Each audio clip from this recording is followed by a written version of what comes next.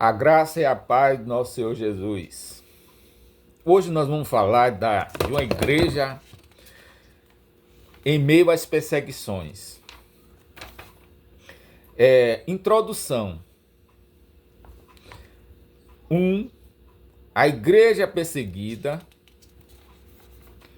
2. A igreja protegida. E 3. A igreja destemida. Vamos lá. Desde o seu início, a igreja enfrenta oposição e perseguição. Por sua própria natureza, a fé cristã atrai sobre si a rejeição e a perseguição. Isso porque a fé cristã, por defender princípios exclusivos, muitas vezes se choca com valores seculares e mundanos. Foi assim no primeiro século e assim ainda hoje. Contudo, devemos destacar que a igreja não será sozinha, nem abandonada no mundo. Deus é o seu dono e, portanto, o seu protetor. Vamos ao longo da história da Igreja do Senhor, agindo de diferentes formas para dar livramento e vitória a seu povo. Assim, nesta lição, veremos como Deus faz isso, capacitando e empoderando o seu povo para viver no meio de um mundo hostil. Então, essa introdução aqui é o combustível para que a igreja tenha sucesso. É quando nós nos colocamos totalmente na dependência de Deus. Mesmo que as coisas sejam difíceis, mas certamente buscamos o fortalecimento no Senhor. Aí é o que às vezes o mundo não entende. Às vezes é o que o mundo não entende, como um cristão que às vezes tem um dia árduo, problemas diversos, falta de dinheiro, falta às vezes de uma moradia, falta de um bom salário, falta de às vezes de saúde, às vezes de uma família, às vezes até no meio tem problemas, e ele se depara com um cristão sorridente, com um cristão que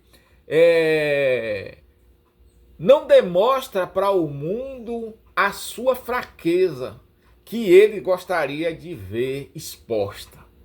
Mas as nossas fraquezas, a nossa ansiedade, o nosso eu, nós depositamos no Senhor. Aí nós ficamos totalmente dependentes de Deus.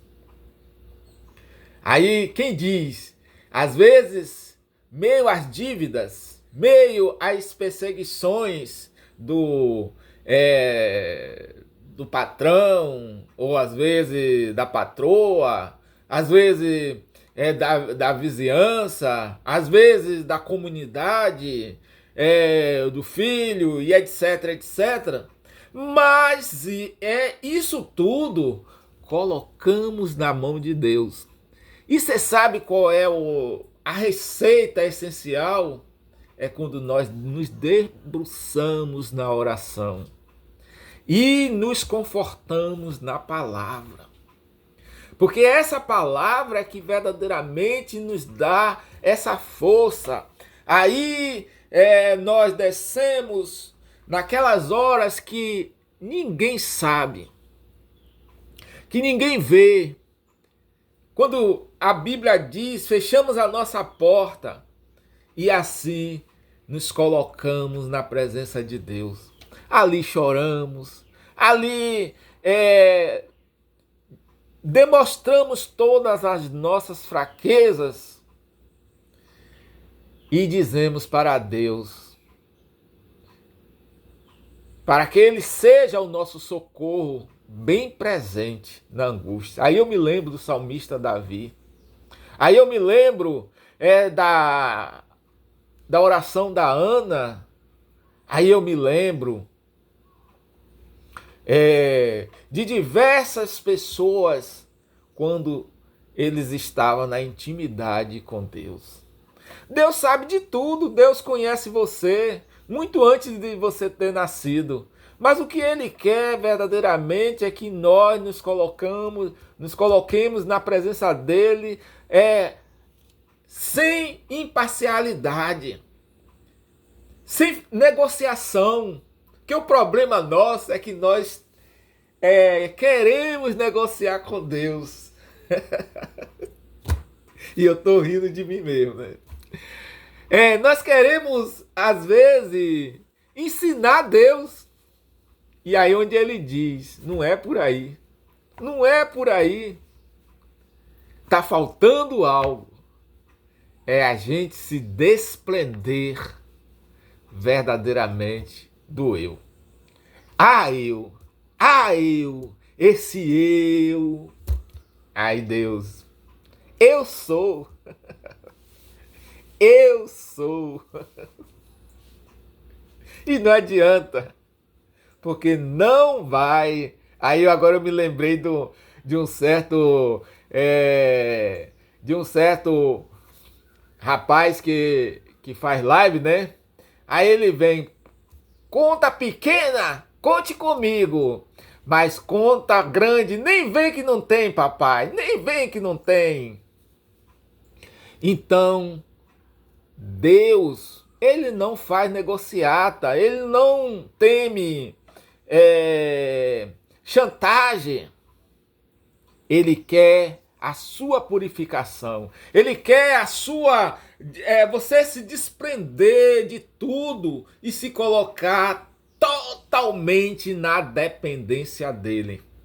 Aí você viu quando o povo de Israel estava cativo lá no Egito, enquanto o povo estava lutando com eles mesmos, Deus não estava nem aí para aquele povo. Você acha que Deus não estava vendo todo o sofrimento pelo qual o faraó estava impondo ao povo de Israel? Mas ele só verdadeiramente interviu quando Arão, juntamente com Joquebede, reuniu o povo para fazer um clamor. E aquele clamor, olha, o cenário era todo difícil, porque Faraó não deixava brecha, não deixava que o povo nem se reunisse. Enviava soldados para dispersar o povo quando eles se aglomeravam. Mas eles arranjaram uma forma, eles arranjaram um jeito de se reunir e ali clamou a Deus. Ali eles se rasgaram, ali eles se colocaram totalmente na dependência de Deus. Aí agora Deus ouviu o clamor daquele povo. E agora Deus desperta Moisés. E aí Moisés é levado até o topo daquele morro. E Deus falou com Moisés. E enviou Moisés para ser o verdadeiro condutor daquele povo. Porque Deus ouviu o clamor, porque Deus ouviu as orações daquele povo com sinceridade. E Faraó, mesmo não querendo, teve que sofrer as 10 pragas para poder ceder e assim liberar aquele povo. Porque Deus estava no negócio. Porque Deus já tinha dado a resposta das orações. Jequebede e Arão não entraram na terra prometida, mas eles são lembrados eternamente, porque eles foram os precursores, porque eles reuniram o povo para poder tamanha façanha. Glória a Deus. Então, uma igreja que não se curva é a igreja que está com os pilares, que estão basada, que estão, eu posso dizer assim, dentro do contexto bíblico, mas principalmente na oração. Uma igreja que ora é uma igreja viva, é uma igreja que luta pelos seus ideais. Eu creio que nesses momentos agora difíceis que o Brasil está atravessando, tem ali pilares, tem pessoas reunidas em diversos lugares dos 4 cantos do Brasil para poder dar o sustentáculo, para poder o Brasil vencer.